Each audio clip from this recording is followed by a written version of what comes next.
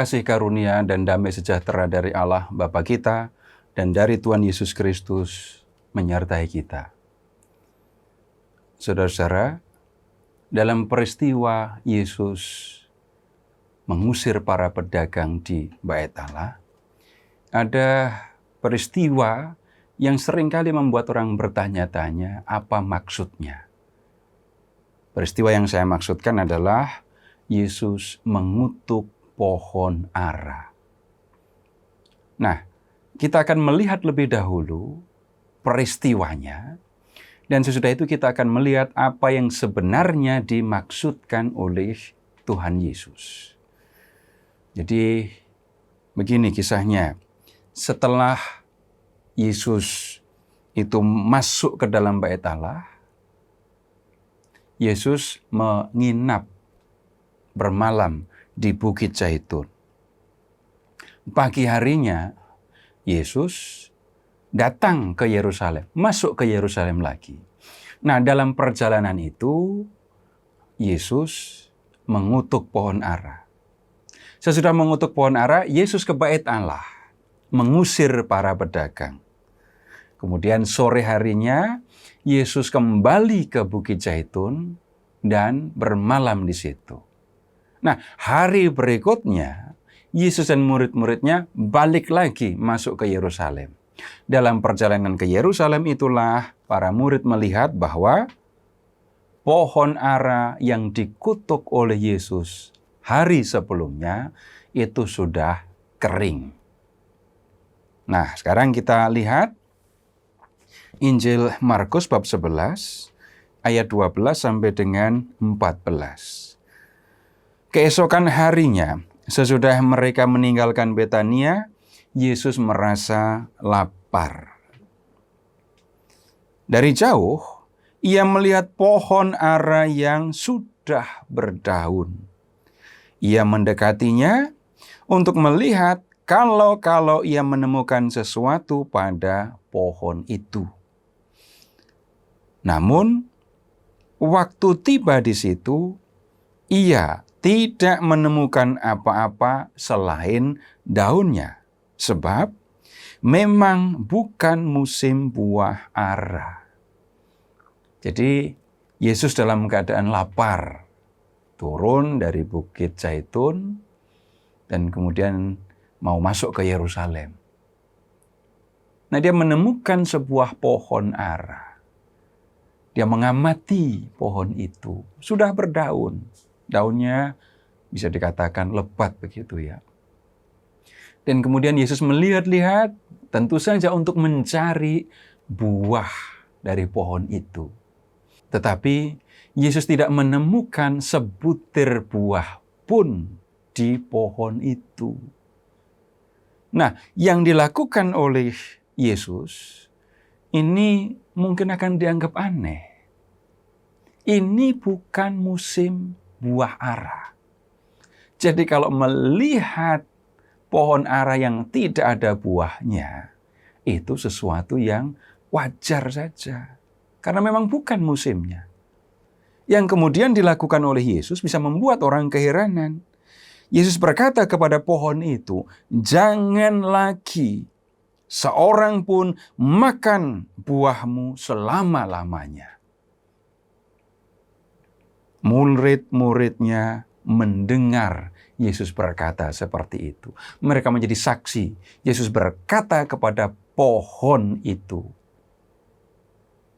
"Jangan lagi seorang pun makan buahmu selama-lamanya." Yesus melanjutkan perjalanan ke Yerusalem, mengusir para pedagang.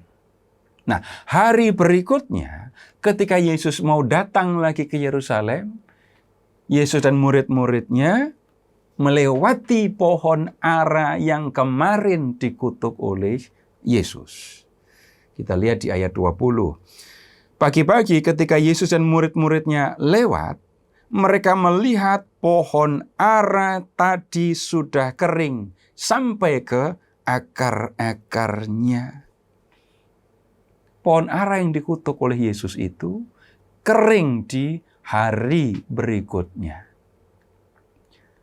Nah, salah paham yang seringkali terjadi begini. Yesus lapar, mencari buah di pohon ara. Karena tidak menemukan, Yesus marah, lalu mengutuk pohon itu, dan pohon itu pun menjadi kering. Tetapi bukan seperti itu yang sebenarnya dimaksudkan. Tindakan Yesus kan tampak aneh. Nah, justru tampak anehnya tindakan Yesus ini harus membuat kita bertanya, apa yang sebenarnya dimaksudkan? Nah, kita bisa melihat atau membaca peristiwa ini sebagai tanda kenabian. Apa yang dimaksudkan dengan tanda kenabian? Seorang nabi itu diutus oleh Allah untuk menyampaikan firman Tuhan. Tapi ketika menyampaikan firman, nabi tidak hanya berbicara, tidak hanya mengucapkan kata-kata, tetapi dia juga berbicara dengan menggunakan bahasa lambang. Nah, supaya lambang kenabian ini bisa dipahami, kita akan melihat apa yang dilakukan oleh Nabi Ahiya menjelang perpecahan kerajaan Israel.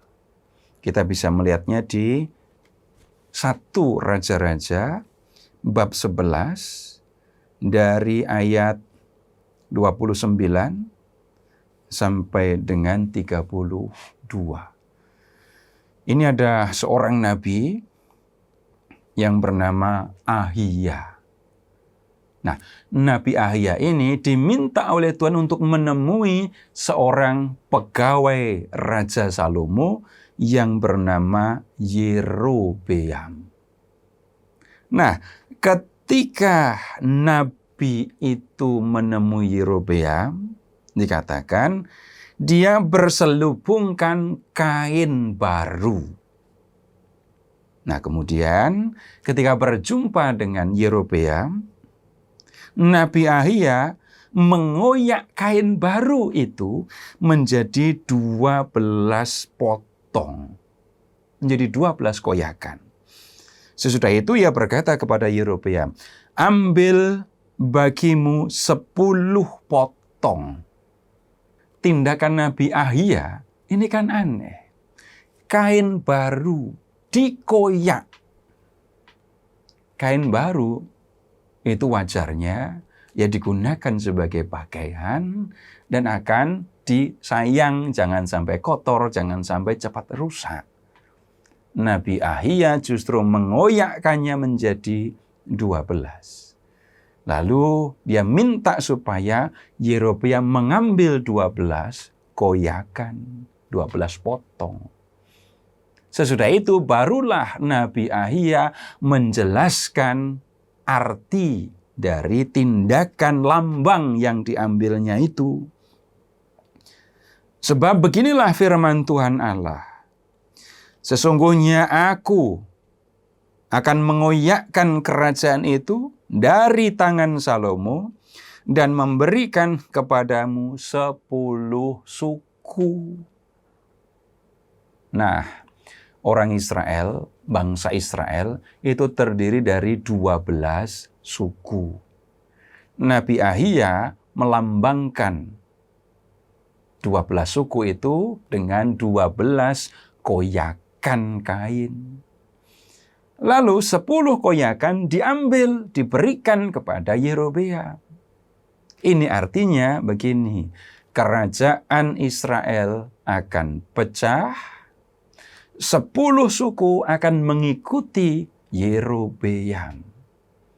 Nanti tinggal 2 suku yang akan menjadi rakyat, bagian dari kerajaan yang diperintah oleh keturunan Daud. Jadi ini contoh lambang kenabian. Ada tindakan, lalu ada makna dari tindakan itu. Kembali kita melihat Yesus yang mengutuk pohon ara. Seperti yang sudah saya sampaikan tadi, tindakan Yesus ini sebenarnya merupakan lambang kenabian.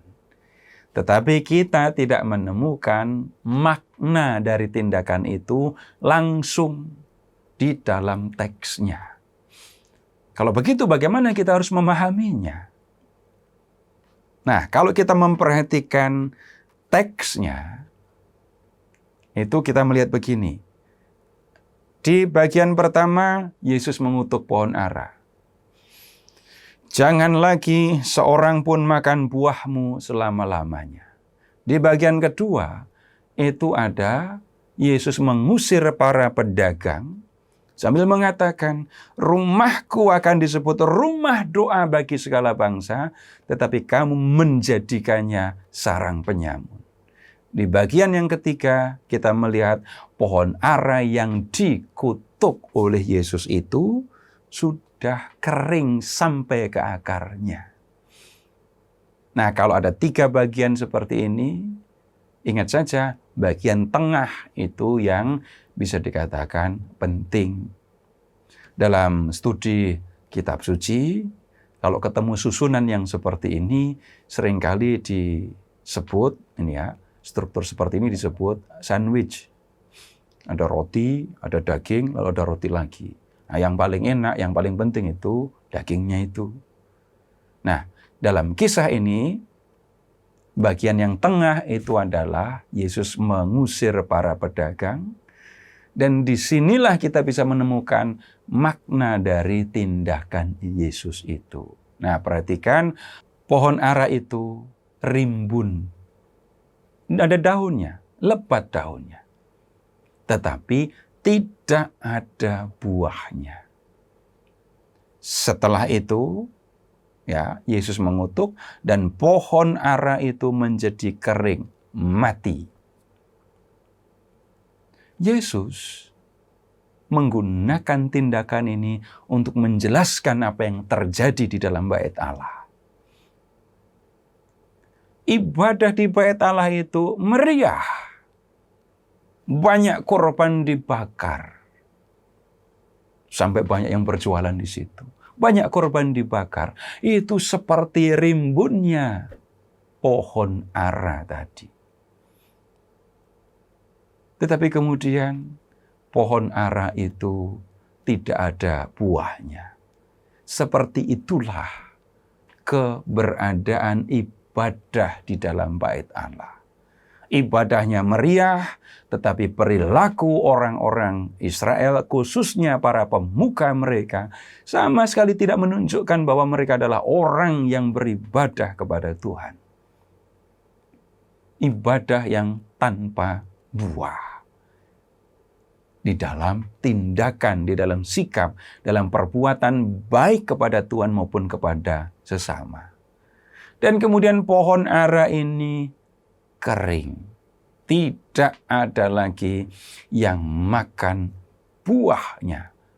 Karena memang tidak mengeluarkan buah lagi. Nah, seperti itu nasib yang akan dialami ibadah dan sekaligus bait Allah. Maksudnya, ibadah di dalam bait Allah akan habis, tidak akan ada lagi. Dan itu akan terjadi ketika bait Allah diruntuhkan. Dan apa yang dikatakan oleh Tuhan Yesus ini, walaupun ini dalam rupa lambang, benar-benar terjadi. Tahun 70 Masehi, pasukan Roma datang, merebut Yerusalem, menghancurkan, meruntuhkan kota Yerusalem, dan kemudian juga meruntuhkan bait Allah. Sejak itu, tidak ada lagi bangunan bait Allah, dan tidak ada lagi ibadah yang dilakukan di situ. Nah, saudara-saudara, apa yang dilakukan oleh Tuhan Yesus dan apa yang disampaikan oleh Tuhan Yesus dengan bahasa lambang ini mengingatkan orang-orang yang mengikutinya supaya memperhatikan kaitan antara ibadah kepada Allah dan kehidupan bersama dengan sesama. Jangan sampai orang memuji-muji Allah, tapi tidak peduli dengan sesama. Jangan sampai orang bersujud, memohon kepada Allah, tapi menindas, menyiksa, membuat sesamanya menderita. Kalau memang orang beribadah kepada Allah, menyembah Allah, mendengarkan kehendak Allah, orang itu akan berlaku baik kepada sesama. Terpujilah Allah Bapa yang telah mengasihi kita, yang telah mengaruniakan anaknya yang tunggal untuk menyelamatkan kita, dan yang telah mengutus Roh-Nya yang kudus untuk menuntun kita di jalan keselamatan.